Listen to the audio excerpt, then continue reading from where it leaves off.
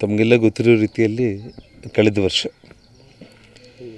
ಇದೇ ಹನುಮಲ ಜಯಂತಿಗೆ ನಾನು ಗಂಗಾವತಿ ವಿಧಾನಸಭಾ ಕ್ಷೇತ್ರದಲ್ಲಿ ಪಾದಾರ್ಪಣೆ ಮಾಡಿ ಹನುಮಮಾಲೆ ಧರಿಸೋದ್ರ ಮೂಲಕ ಈ ಒಂದು ಭಾಗದ ಒಂದು ಅಭಿವೃದ್ಧಿಗೆ ಸಂಕಲ್ಪವನ್ನು ತೊಟ್ಟು ಗಂಗಾವತಿ ಕ್ಷೇತ್ರದಿಂದ ಚುನಾವಣೆ ಸ್ಪರ್ಧೆ ಮಾಡಬೇಕಂತೇಳಿ ನಾನು ನಿಂತಿದ್ದನ್ನು ಇಡೀ ರಾಜ್ಯದ ಜನರಿಗೆ ತಾವೆಲ್ಲ ಕೂಡ ತಿಳಿಸಿರುವಂಥ ಒಂದು ವಿಚಾರ.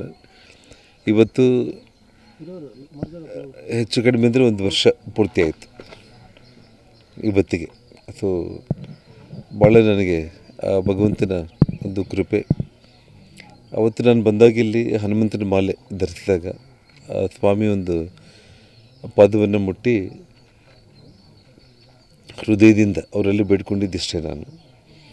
ಸೊ ಈ ಒಂದು ಗಂಗಾವತಿ ಕ್ಷೇತ್ರದಲ್ಲಿ ಒಬ್ಬ ಶಾಸಕನಾಗೋದ್ರ ಮೂಲಕ ಕಲ್ಯಾಣ ರಾಜ್ಯ ಪ್ರಗತಿ ಪಕ್ಷವನ್ನು ಇಡೀ ನಮ್ಮ ಕರ್ನಾಟಕ ರಾಜ್ಯಾದ್ಯಂತ ಪಕ್ಷವನ್ನು ಬಲಪಡಿಸುವಂಥ ಒಂದು ಕೆಲಸ, ಅದರ ಮೂಲಕ ರಾಜ್ಯದಲ್ಲಿ ಮುಂದೊಂದು ದಿನ ಅಧಿಕಾರವನ್ನು ತಗೊಂಡು ನನ್ನ ಕನಸಿನ ಕರ್ನಾಟಕವನ್ನು ನಿರ್ಮಾಣ ಮಾಡೋದಕ್ಕೆ ನನಗೆ ಆಶೀರ್ವಾದ ಮಾಡಬೇಕು ಅಂತೇಳಿ ಸ್ವಾಮಿಯಲ್ಲಿ ನಾನು ಪ್ರಾರ್ಥನೆ ಮಾಡಿದೆ.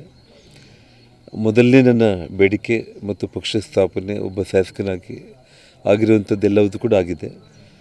ಇವತ್ತು ಬರುವಂಥ ದಿನಗಳಲ್ಲಿ ಇಡೀ ರಾಜ್ಯಾದ್ಯಂತ ಮತ್ತು ಜನರ ಸೇವೆ ಮಾಡೋದಕ್ಕೆ ಒಂದು ಉತ್ತಮವಾದ ಒಂದು ನಾಡನ್ನು ಕಟ್ಟೋದಕ್ಕೆ ಆ ಭಗವಂತ ನನಗೆ ಆಶೀರ್ವಾದ ಮಾಡಬೇಕು.